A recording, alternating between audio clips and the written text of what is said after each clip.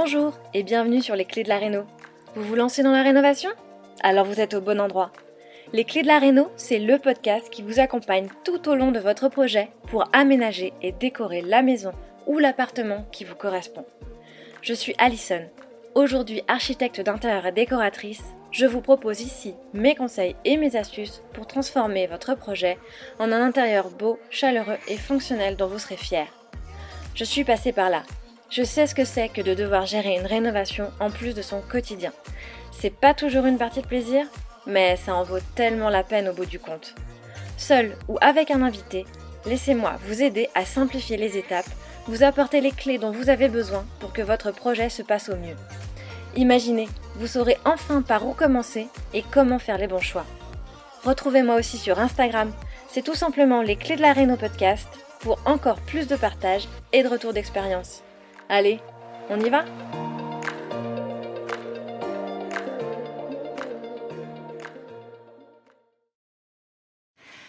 Hello les rénovateurs et bienvenue à toutes et à tous pour ce nouvel épisode Design Tips. Les épisodes Design Tips, tu le sais, ce sont ceux dans lesquels je te partage mes astuces et mes conseils en architecture d'intérieur testés et éprouvés au travers de mes projets clients.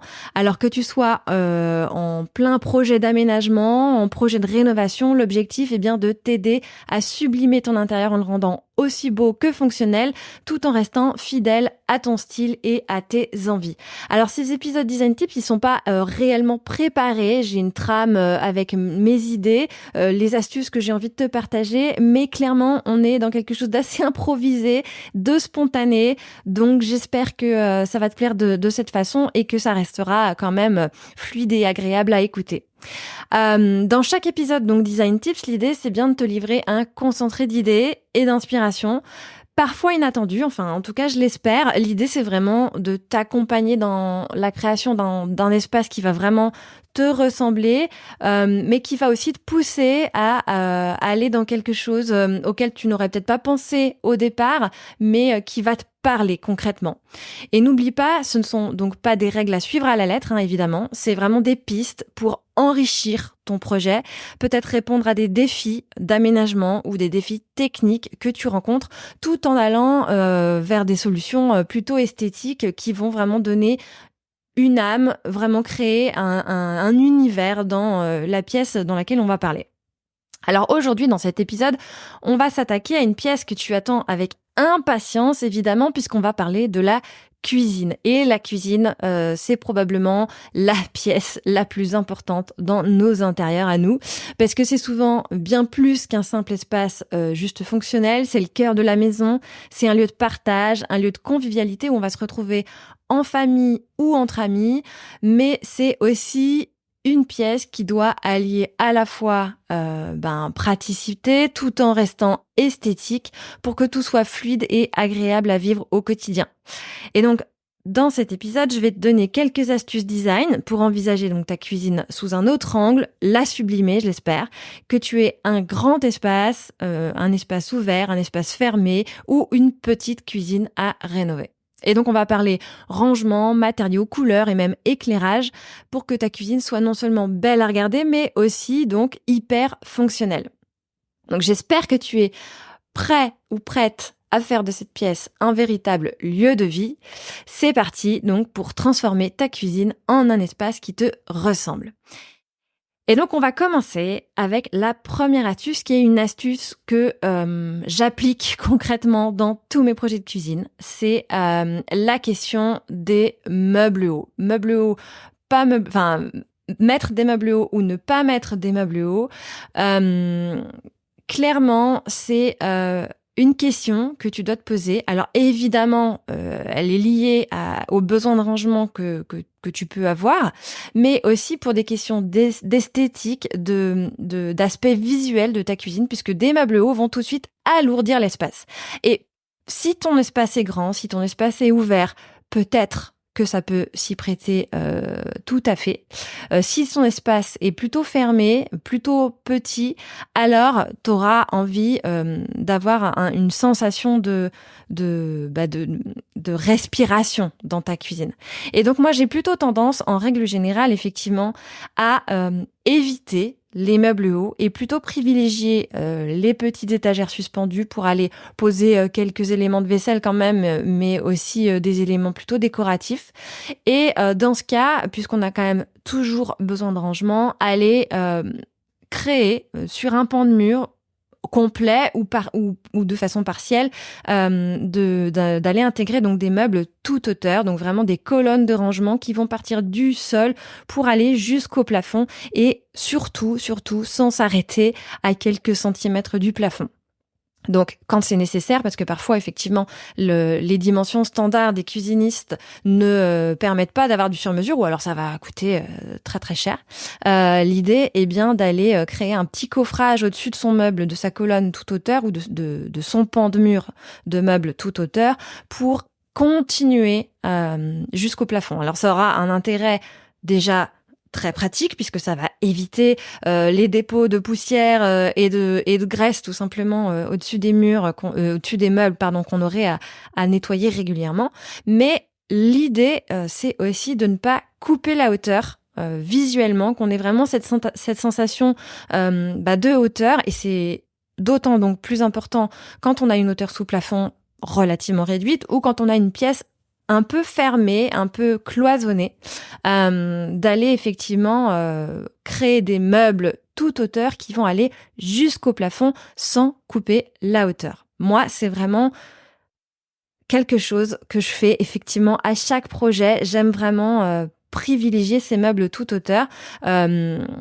Voilà, pour des questions fonctionnelles, de rangement, mais aussi esthétiques, et qui peuvent donc s'accommoder avec des petites étagères qui vont filer entre la hotte et les meubles et ces grandes colonnes toute hauteur, plutôt qu'avoir des meubles hauts. Et souvent, vous pourrez faire le calcul, tu pourras regarder, avoir ces colonnes toute hauteur avec des étagères, ça va te permettre d'avoir même presque plus de rangement que si tu avais mis des meubles hauts. Donc voilà, pour cette première astuce. Ensuite, la deuxième astuce que j'aime vraiment aussi appliquer dans mes projets, c'est la question de la hotte. Alors, et notamment de l'apparence de la hotte et dans l'idée d'aller plutôt sur une hotte qui va passer inaperçue. Parce que personnellement, moi, c'est vrai que j'aime pas trop les hottes un peu triangulaires ou peu importe la forme, finalement, c'est quand même quelque chose de peu esthétique, à moins d'aller y mettre une fortune. Et donc, en général, justement, pour aller sur quelque chose qui répond à ce critère esthétique, mais aussi budgétaire, j'aime donc aller sur les hottes qui passent inaperçues, des hottes invisibles, en allant monter une hotte encastrable, un petit caisson de hotte qui en général n'est pas très très budgétivore, dans un coffrage qu'on va réaliser en placo ou en médium avec une structure en rail métallique, en rail de placo tout simplement, et qui va donc se fondre sur la face liée sur laquelle va s'accrocher, parce qu'on aura choisi d'aller sur une homogénéité de matière. C'est-à-dire que si le mur est peint, on va aller peindre ce coffrage en placo de la même couleur, que ce soit blanc ou une couleur de ton choix. Et de cette façon, effectivement, la hotte, elle va se fondre dans le mur et par un effet de trompe-l'œil, elle va disparaître dans cette face, la face qui est au-dessus de ton plan de cuisson. Ça, c'est une astuce. J'aime bien aussi quand même, malgré tout, éventuellement, envisager de faire ressortir la hotte, et pas qu'elle passe inaperçue, mais qu'elle soit un vrai élément de déco, qu'elle soit vraiment un élément de design. Et pour ça, je trouve qu'il n'y a rien de mieux que de carreler ce coffrage placo ou médium en question. Donc plutôt qu'aller tout simplement le peindre, on peut aussi aller carreler le coffrage avec un carrelage qui serait identique à ta crédence ou qui serait identique à ton îlot éventuellement. Enfin voilà, créer une homogénéité quand même dans les carreaux que tu choisis. Mais carreler la hotte, c'est vraiment quelque chose aussi que j'aime faire pour faire en sorte que cette hotte, pour le coup, soit un élément de déco à part entière. Et au lieu de passer inaperçu, on va vraiment aller créer une hotte originale, un peu différente de ce qu'on peut voir dans n'importe quelle cuisine ou chez n'importe quel cuisiniste avec ses hottes aspect inox, voilà, comme on a pu le voir depuis des années. Ça, c'était ma deuxième astuce. Pour la troisième astuce, c'est une astuce qu'on voit depuis longtemps, enfin depuis quelques années sur Pinterest ou sur Instagram, mais qui effectivement a aussi un aspect à la fois pratique pour son aspect technique et esthétique. C'est la création d'un petit rebord derrière ton plan de travail, un petit rebord qui sera plus haut effectivement. Donc en général, on va monter ce coffrage de une trentaine de centimètres au-dessus du plan de travail. Donc ça nous le fait arriver à une hauteur de 120 en général pour une petite profondeur de 10-12. Et il va avoir l'avantage de pouvoir faire passer tout ce qui est canalisation, donc effectivement arrivée d'eau, évacuation. C'est extrêmement pratique quand on relocalise une pièce technique. Donc j'en parlais dans l'épisode de la semaine dernière, l'épisode 73, relocaliser une pièce technique. Et parfois, justement, on a des contraintes techniques qui nous impose de trouver des solutions pour passer toute cette tuyauterie. Et quand on n'a pas la chance d'être sur cave ou d'être sur vide sanitaire pour faire passer ça en invisible, ben effectivement, la création d'un petit coffrage derrière les meubles de cuisine, ça va permettre de rendre tout ça invisible et de faciliter le travail de plomberie. Donc ce petit rebord, il a effectivement un aspect très technique, très fonctionnel, mais il va aussi pouvoir créer un aspect esthétique puisque ça va être l'occasion d'aller mettre un peu de déco tout simplement, ou créer un peu de relief, un peu de contraste dans cette cuisine parce que souvent ce petit rebord, c'est lui qui va recevoir la crédence et donc il va pas, on va pas avoir simplement une crédence apposée au mur, mais on va vraiment avoir une crédence en relief. Ça va créer, voilà, quelque chose de rythmé pour l'œil. Et donc c'est lui qui va recevoir la crédence, qui va la recevoir donc en face verticale, mais aussi sur le rebord à l'horizontale. Et de la même façon, on va jouer avec les textures, la texture de ce petit rebord, la texture du plan de travail qui peut être différente et la texture murale qui peut encore être différente. Donc soit on va effectivement aller trouver des textures différentes qui vont s'harmoniser entre elles, soit on peut créer un total look en allant apposer le même revêtement, que ce soit sur le plan de travail, le petit rebord, le mur, et pourquoi pas la hotte qui viendrait en placo, en coffrage juste au-dessus. Donc effectivement, ce petit rebord pour aller poser un peu de déco, un miroir, un peu de bougeoir, quelques mugs ou je ne sais quoi, qui vont vraiment donner une âme, qui va te permettre d'aller créer une cuisine qui te ressemble, parce que ces petits objets déco, tu les auras pas choisis au hasard. C'est aussi l'occasion donc d'aller mixer l'ancien et le contemporain, parce que souvent les cuisines sont quand même très modernes, notamment parce qu'elles sont neuves. Et donc avec les objets décoratifs, on va pouvoir aller là placer des objets chinés pour mixer les styles, et c'est toujours une bonne idée d'aller mixer les styles dans un intérieur, pour lui donner donc une personnalité qui sera la tienne. Quatrième astuce, effectivement, on va aller choisir des poignées originales. Les poignées qu'on peut trouver chez les cuisinistes, souvent elles sont vues et revues, enfin les cuisinistes standards, j'entends. Mais l'idée d'aller choisir des poignées un peu originales, c'est vrai que c'est une astuce assez connue, mais qui fonctionne vraiment très bien et qui est, pour le coup, qui va vraiment donner un petit coup de peps à une cuisine toute simple pour parfois quelques euros. C'est pas grand-chose, changer ses poignées, mais c'est vraiment quelque chose qui fonctionne bien. Donc, je le partageais dans la dernière newsletter. Si t'es pas encore abonné, tu peux le faire. C'est dans j'en profite. C'est dans la description de l'épisode. Tu peux retrouver la newsletter. Et donc, dans cette newsletter, je vous partage souvent des fournisseurs, fabricants ou pas, d'éléments à intégrer dans ta rénovation ou dans ton projet d'aménagement intérieur. Et donc, la semaine dernière, je parlais d'un une référence en termes de poignée et notamment poignée de meubles, poignée de porte, mais aussi poignée de cuisine, pourquoi pas. Donc c'est La Quincaillerie. Je remettrai la référence donc dans cet épisode. Qui donc a des références, des centaines, voire plus de références pour aller effectivement trouver une poignée un peu originale qui sera une poignée qu'on ne verra pas chez tout le monde.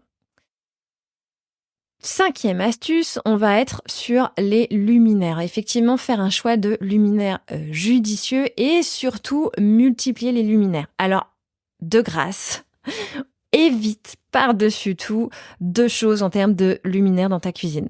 Déjà, aller simplement mettre des spots intégrés comme on a pu le voir, 5-6 spots en se disant que l'idée c'est vraiment de voir clair, donc faut avoir un maximum de spots. Alors j'aime les spots. Les spots ça peut être très appréciable effectivement en termes d'intensité lumineuse, mais les spots intégrés en tant que tels, effectivement, c'est vu et revu et on aura plutôt tendance aujourd'hui à aller sur des spots qui ne sont pas encastrés mais qui sont plutôt apparents. Si tu cherches avec une recherche toute simple sur Google, tu vas trouver des spots LED tubes. Et tu verras qu'on peut trouver des choses très jolies en aspect laiton, aspect noir, aspect blanc. L'idée, c'est vraiment d'aller pourquoi pas avec ces spots créer un linéaire de spots au-dessus de ton plan de travail ou au-dessus de ton îlot, mais ça fonctionne bien quand justement tu vas les mixer avec autre chose. Et notamment dans les luminaires aussi, mixer l'ancien et le contemporain, c'est ce qui va donner un coup de peps à une cuisine et c'est ce qui fonctionne très bien.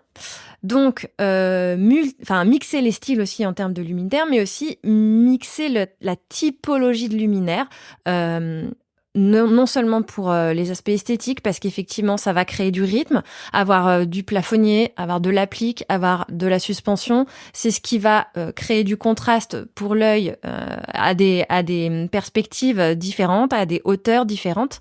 Mais c'est aussi dans l'idée d'avoir une lumière, une intensité lumineuse qui correspond à chaque tâche. Donc effectivement, on va avoir de la lumière au plafond pour un éclairage général et puis des typologies de lumière un peu orientées pour quand tu dois travailler précisément à une tâche sur ton plan de travail. Donc pourquoi pas des appliques qui vont venir entourer l'espace de l'évier ou sur le au-dessus du plan de travail. Pourquoi pas un linéaire de suspension, que ce soit au-dessus du plan de travail ou au-dessus de ton îlot. Enfin voilà, l'idée c'est vraiment d'aller effectivement multiplier les points lumineux, multiplier les styles à la fois en termes de typologie mais aussi en termes de choix esthétique. Ça, c'est quelque chose qui fonctionne toujours très bien dans une cuisine, mais ailleurs aussi, effectivement. Mais dans une cuisine, d'autant plus parce que dans une cuisine, on a vraiment besoin de voir clair. 6e astuce, ça va être le plan de travail. Effectivement, comment choisir ton plan de travail? Aujourd'hui, on a de multiples possibilités pour choisir ton plan de travail. Moi, j'aurais un conseil, effectivement, parce qu'un plan de travail, c'est quand même à mon sens, l'élément qu'on voit le plus dans une cuisine. Alors, effectivement, on voit beaucoup les façades, mais notre œil, la hauteur de notre œil fait qu'en règle générale, on va quand même avoir le nez sur le plan de travail. Et donc, le plan de travail, comme c'est ce qu'on voit le plus, c'est là où, effectivement, tu dois vraiment faire un choix pertinent, un choix qui te correspond, un choix que tu ne vas pas regretter parce que clairement tu l'auras sous les yeux tous les jours et ce serait vraiment dommage de te dire finalement j'aurais dû prendre autre chose. Mais le problème du plan de travail et notamment quand on va sur quelque chose d'assez noble, c'est que ça peut coûter très vite cher. Alors évidemment, j'adore les plans de travail en pierre naturelle, mais voilà, c'est quelque chose qui est très coûteux et qui peut aussi être assez difficile d'entretien, qui peut prendre les tâches facilement. Ça va être le cas du marbre, par exemple, qui est vraiment un plan de travail très onéreux et très difficile d'entretien, même si, personnellement, j'adore le marbre. Mais on peut aussi effectivement avoir d'autres solutions, d'autres alternatives. En fait, l'idée là, c'est tout simplement de te faire considérer les plans de travail autres que le plan de travail en stratifié, tout simplement, qui aura un aspect forcément très plastique et c'est le plan de travail qui, selon moi, est vraiment à éviter pour être content de son plan de travail, à la fois visuellement, à la fois au toucher, à la fois, à tous les niveaux en fait. Le plan de travail, éviter le stratifié. Et pour autant, aller donc sur une matière qui peut être brute, qui doit être brute, qui doit être peut-être simple et qui n'est pas pour autant très onéreuse. Ça va être pourquoi pas un plan de travail carrelé. Ça revient depuis déjà quelques temps. Le plan de travail carrelé, c'est quelque chose qui ne coûte pas forcément très cher et pour lequel on va avoir un vrai aspect, une vraie matière, une vraie texture et qui va vraiment donner du cachet à ton plan de travail. Tu peux jouer donc sur la typologie de carreaux que tu choisis, sur la couleur de ton joint. Il y a vraiment des choses à faire avec le plan de travail carrelage. Mais tu peux aussi aller tout simplement sur un plan de travail en bois massif. Le bois, c'est pareil. Alors, c'est un peu d'entretien, je te l'accorde, parce qu'il faut effectivement l'entretenir chaque année. Mais ça reste évidemment une matière plus que naturelle. Et donc, tout de suite, ça va apporter une chaleur, une texture à ta cuisine que d'aller sur un plan de travail en bois. Et on trouve facilement chez les cuisinistes qu'on connaît tous bien, notre ami suédois, Ikea, Leroy Merlin, n'importe quel cuisiniste, effectivement, peut te proposer un plan de travail en bois massif, qui pour le coup ne sera pas forcément très onéreux. On peut aussi aller sur un plan de travail en béton, pourquoi pas, faire couler ou couler soi-même. Il y en a qui se lancent dans l'aventure de couler un plan de travail pour sa cuisine en béton massif. Et là, pour le coup, ce sera une alternative très peu coûteuse avec une vraie matière naturelle, une matière brute qui va se patiner dans le temps. Alors à protéger évidemment parce que le béton c'est une matière poreuse, mais qui va vraiment aussi là encore donner du cachet à ta cuisine. Donc il y a vraiment beaucoup de possibilités pour aller sur un plan de travail en matière naturelle, en matière brute, en matière noble, qui ne soit pas forcément très coûteux et qui va vraiment donner quelque chose, une personnalité à ta cuisine. Donc prête vraiment bien attention à ton choix de plan de travail. Ma 7e astuce, ça va être évidemment de bien choisir sa crédence. Alors, au niveau crédence, c'est pareil, on a de multiples possibilités pour faire quelque chose de différent, quelque chose qui ressemble pas à la cuisine qu'on trouve partout, que ce soit effectivement chez le cuisiniste ou chez ta voisine d'à côté. La crédence, on va pouvoir à la fois l'envisager très petite ou l'envisager très grande. Moi, j'ai effectivement du mal de plus en plus à aller sur une crédence simple, à poser à une trentaine de centimètres au-dessus du plan de travail. Effectivement, je te le disais, soit j'aime bien le faire quand il y a un petit rebord, quand il s'agit de passer des canalisations, de la tuyauterie, ou alors, effectivement, j'aime l'envisager plutôt très petite, assez minimaliste finalement, un peu en retour de plan de travail. Ça peut être très sympa que d'avoir effectivement un plan de travail dans une matière et de faire juste un petit retour, un peu comme une plainte qui viendrait à une dizaine de centimètres au-dessus pour aller sur quelque chose de très minimaliste.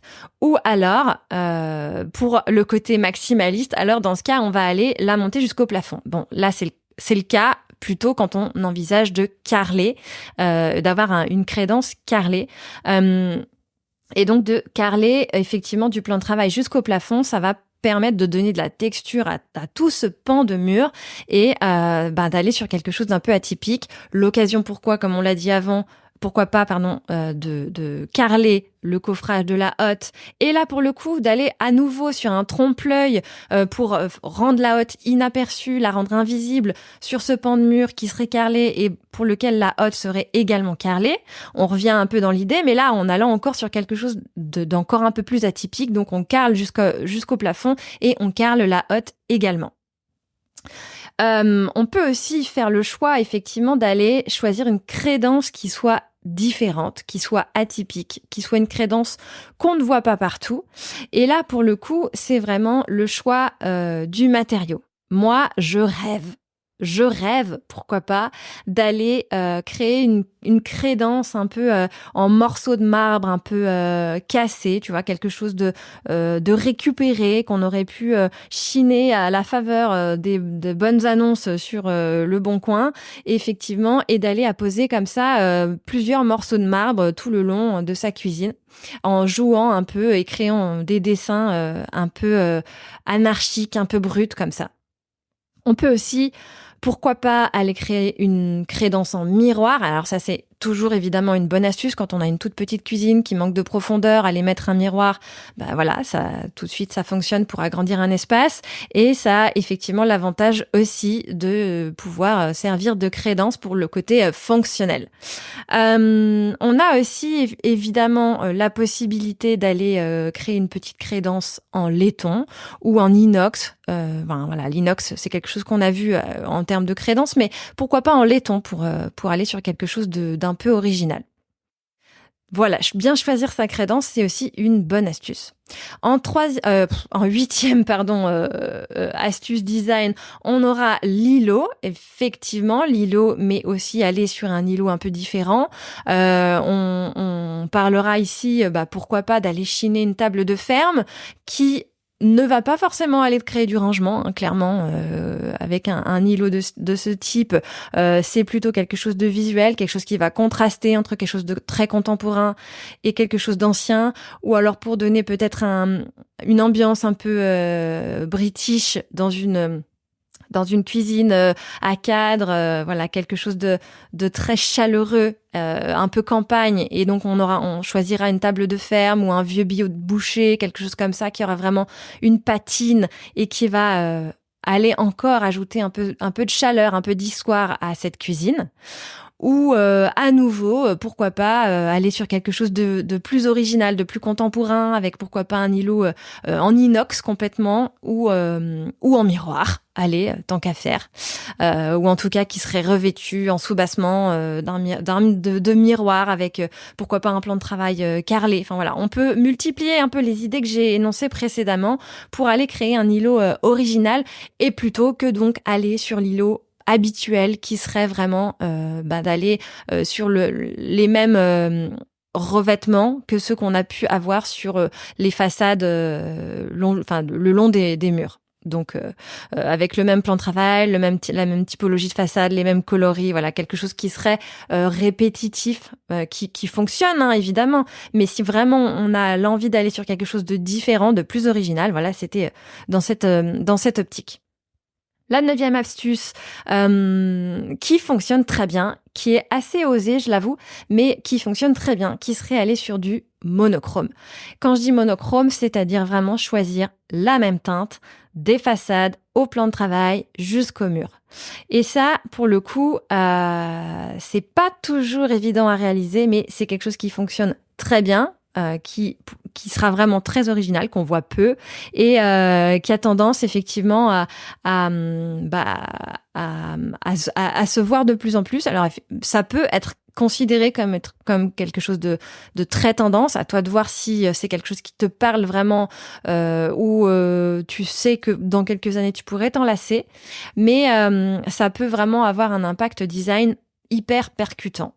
Et comme c'est potentiellement quelque chose de difficile à réaliser, aller choisir des façades, un plan de travail et un revêtement mural exactement dans la même teinte, je te l'accorde. Alors déjà, la base, ce sera effectivement d'aller commander des échantillons de chaque revêtement pour voir comment ça se marie et ça s'harmonise dans ton espace. Mais également un petit raccourci, je peux te dire, moi quand je peux envisager ce genre de solution, j'aime bien proposer Plume Living. Tu dois connaître Plume, effectivement, parce que c'est une des références dans la customisation des façades Ikea, de cuisine Ikea. Mais Plume a aussi développé d'autres pans matériaux et de cuisine, notamment donc la base, les façades, mais aussi les peintures et les carreaux de céramique coordonnés. Donc de cette façon, tu peux clairement aller créer un monochrome facilement en allant choisir la couleur de ta façade, la couleur de ta peinture pour les murs et les carreaux de céramique dans l'idée où tu irais sur un plan de travail en carrelage comme on l'a dit précédemment. Donc petite astuce effectivement pour parvenir à créer ce monochrome. Et enfin, donc, la 10e astuce, c'est les façades, évidemment. Alors, les façades, ça semble tomber sous le sens qu'on peut aller sur des façades originales pour créer une cuisine qui soit plutôt différente. Moi, pour le coup, j'irais sur quelque chose qu'on voit peu. Pareil, les façades lisses de couleurs, c'est quelque chose qu'on voit facilement. C'est pas ça qui, à mon sens, va créer une cuisine vraiment design, sauf à aller sur une couleur très différente. Si tu vas choisir des façades violettes, effectivement, là, on pourra le dire, ce sera original. Mais si tu veux quelque chose de plus intemporel, qui va vraiment pouvoir se garder dans le temps et dont tu seras sûr de ne pas te lasser, alors évidemment, on va rester sur des tons neutres et quelque chose dans des matériaux plutôt nobles de la même façon. Et moi, dans ce cas, j'aime bien, pour aller créer de l'originalité sur les façades, ça va être plutôt chercher des façades texturées, notamment en bois plissé par exemple. Et pour ça, j'aime bien aller chez Beauclip. C'est Beauclip qui a vraiment des façades qui sont très sympas en bois massif pour le coup et qui sont des façades qu'on verra pas partout, qu'on voit pas chez les cuisinistes standards. Donc Beauclip, c'est également un fournisseur de façades et de matériaux de cuisine pour customiser de la cuisine Ikea et notamment donc les façades en bois qui sont une de leurs signature, bois plissé ou même avec avec les poignées invisibles. Ils ont vraiment de très jolies finitions avec tout type de bois, tout type de coloris de bois qui peuvent vraiment te permettre d'avoir des façades en bois à un prix plutôt abordable. Même si, effectivement, en règle générale, ce type de fournisseur, ce sera évidemment plus cher que si tu allais prendre ta façade chez Ikea. Mais Beauclip a aussi d'autres alternatives, j'y repense, notamment avec des façades en laiton ou en inox, parce que l'inox, j'en ai parlé de temps en temps là dans cet épisode, mais l'inox fait un grand retour et ça peut effectivement aller te permettre d'aller créer une cuisine un peu originale que d'aller poser des façades en inox. Alors il y en a aussi chez Ikea, mais il y en a aussi chez Beauclip et également en laiton. Et pour revenir à l'inox, donc effectivement, moi j'aime l'inox pour le côté un peu décalé, le côté hyper laboratoire professionnel, où on peut justement, surtout si on aime faire la cuisine d'ailleurs, harmoniser comme ça un peu d'inox pour le côté très pro et une cuisine plus chaleureuse, plus familiale, en allant mixer les matériaux. Parce qu'effectivement, l'inox, quand même, c'est quelque chose, un matériau naturellement très froid, hein, c'est du métal, donc autant que le verre ou le miroir, on va le catégoriser dans les matériaux froids. Moi, j'aime le contrebalancer pour le coup avec un matériau chaleureux pour, surtout dans nos intérieurs à nous, dans nos maisons du quotidien. L'idée, c'est vraiment pas d'avoir l'impression de rentrer dans un laboratoire de restaurant, hein.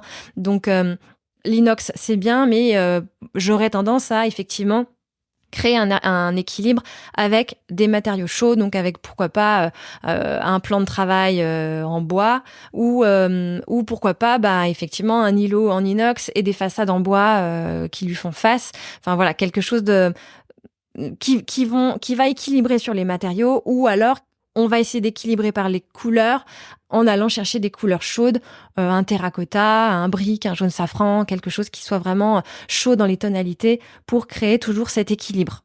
Et qui peut aussi être contrebalancé dans le choix des objets décoratifs, puisqu'effectivement l'inox aura un aspect très contemporain, très moderne, donc on va aller chercher des choses plutôt anciennes, des objets chinés, des vieux cadres, des vieux éléments, de brocante, qui pourront à nouveau ici venir créer un équilibre dans les styles. Je repense aussi à une belle association, pourquoi pas des façades en inox et un îlot table de ferme ou vieux bio de boucher, ça serait aussi très sympa.